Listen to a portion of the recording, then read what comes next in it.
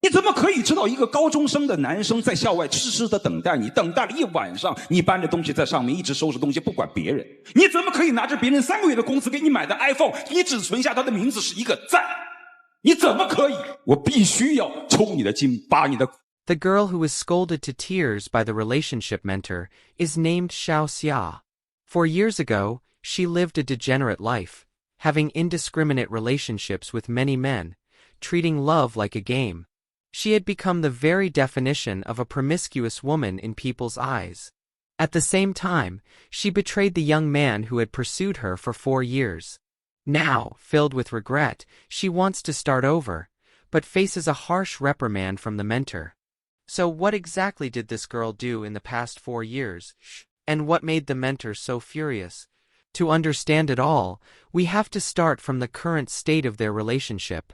她根本不是我女朋友，不是你女朋友，你们这个他就一直追我，但是那个时候我上大学，年纪小，然后就不想考虑这些，然后想等着毕业以后，但是等到毕业之后，他就不理我了。哦，等于他追了你4年，是这意思吧？对。The boy, Xiaoli, is 24 years old and works in sales. The girl, Xiao Xia, is also 24 and a recent university graduate.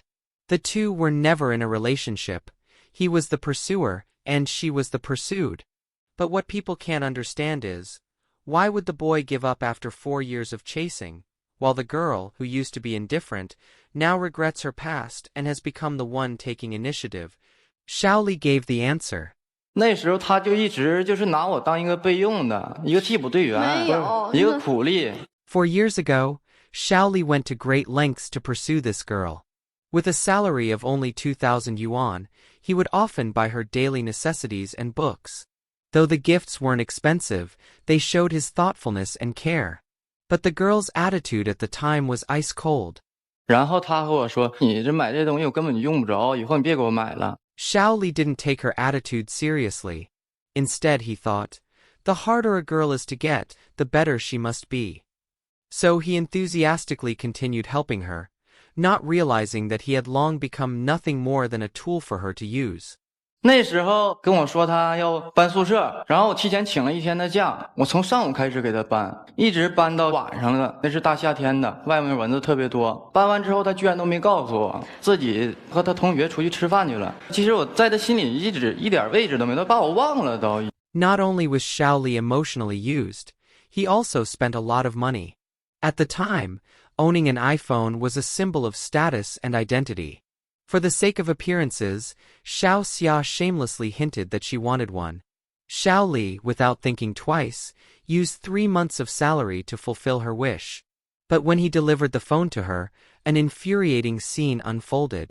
我给他送去了，送去之后，他当着我的面把我的手机号就存上了，存了一个在的字。More than 6,000 yuan, and she saved my name with just one word. Present. Not even my real name. Just a word that meant I existed. She wouldn't even bother to type an extra letter. That alone showed that Xiao Xia never truly valued him. He was nothing more than a tool. But tragically, Xiaoli didn't understand this at the time. He thought the word meant always being there for her, and even secretly believed his position in her heart had improved. So this foolish boy continued being used for 4 long years. Until now, when he finally realized that the girl he pursued was someone with a past. 我都说了嘛，家里不让我谈恋爱。到现在你还不说真话是吗？你还在欺骗我？你怎么到这儿你还不说实话呢？那我问问你，大学4年你真没谈恋爱吗？没有啊。说我是追过他，他跟我说他大学不想谈恋爱，但是后来我一了解根本就不是那么回事儿。He did everything he could. He spent the money. Yet, after 4 years, the girl still refused to date him, always blaming it on her family. Anyone with eyes could see there was something fishy going on. And the reason Xiaoli came to the show was to expose her lies. 4 years later, Xiaoli had had enough.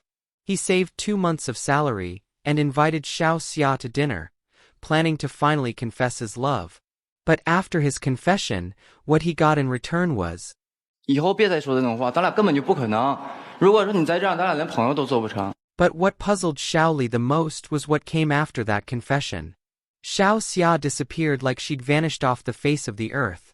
No calls, no replies. Xiaoli was devastated. He couldn't believe the girl he had chased for 4 years would just ghost him like that. Helpless, he went to her school to find her, just to understand what happened. But when Xiaoli arrived at her dorm, one sentence from her roommate completely stunned him. 我当时我就愣了，我说搁哪儿论的表哥呀？我不知道。不是，主持人然后他不说吗？他说你不是那小霞的表哥吗？我室友一直问我，他是你男朋友吗？为什么一直给你送这个送那个？我就没法解释，我就跟他们说那是我表哥，然后给我。Since cousin had already been mentioned, Xiaoli played along and used it as a chance to ask the roommate more about Xiaoxia. But what he learned next was even more shocking.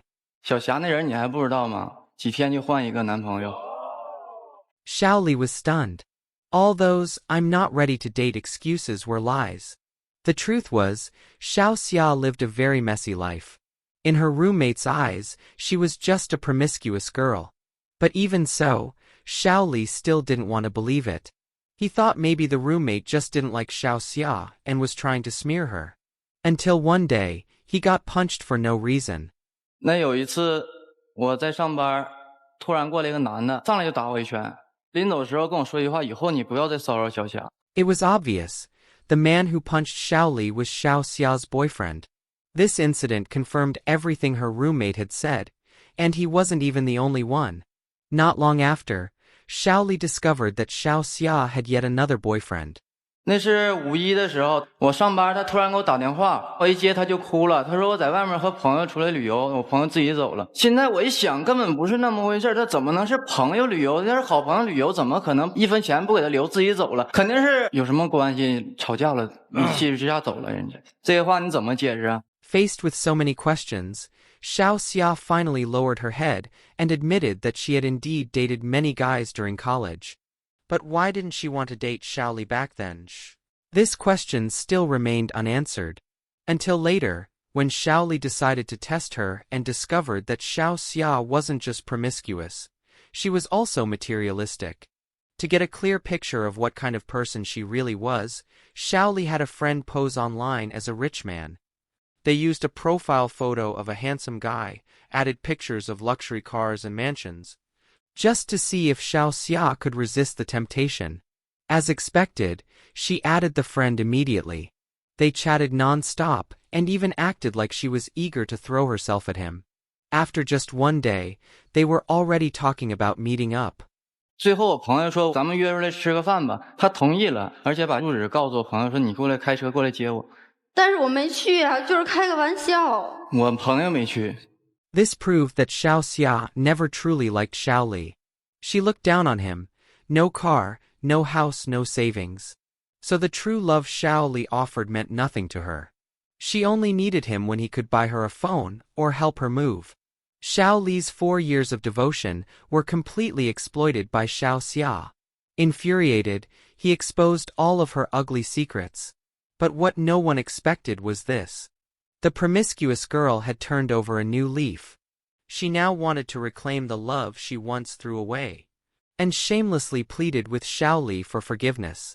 我现在真的特别后悔，我以前做的那些事儿。我知道我错了，毕了业之后再也没有人对我这么好了，然后我才发现原来你才是一直在我身边的那个人。What men fear most is a woman's tenderness. And Xiaoxia's tear-streaked face touched Xiaoli's heart. That's why he now felt conflicted. He didn't know whether he should believe her or not. Even the usually sharp-tongued relationship mentor began to feel a little soft. Normally, he would have already exploded with anger. But this time, the situation stirred emotions too deep to hold back. If she wants to be forgiven, she has to truly remember this pain. 当你在要求别人原谅的时候，我可不可以反问你一句：你怎么可以？你怎么可以知道一个高中生的男生在校外痴痴的等待你，等待了一晚上，你搬着东西在上面一直收拾东西，不管别人？你怎么可以拿着别人3个月的工资给你买的 iPhone， 你只存下他的名字是一个赞？你怎么可以？ The mentor's harsh words drew loud applause from the audience, and deeply touched the girl as well. But even so, that alone couldn't make up for the wrongs she had done. She had to feel real, unforgettable pain. Only then could she understand that genuine love should never be taken for granted. 我必须要抽你的筋，拔你的骨，才能让你知道将来好好的珍惜这段爱，真正爱你的人。否则的话，我觉得我坐在这儿，我是不负责任。So you see, the mentor's scolding wasn't meant as condemnation. It was to help lost girls like her find their way again.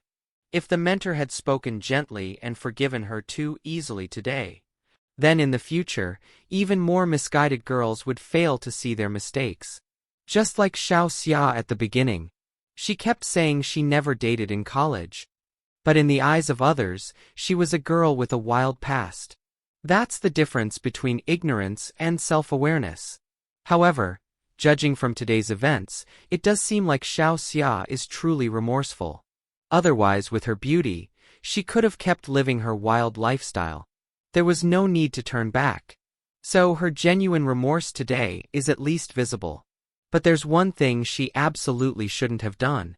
And that is, not being honest.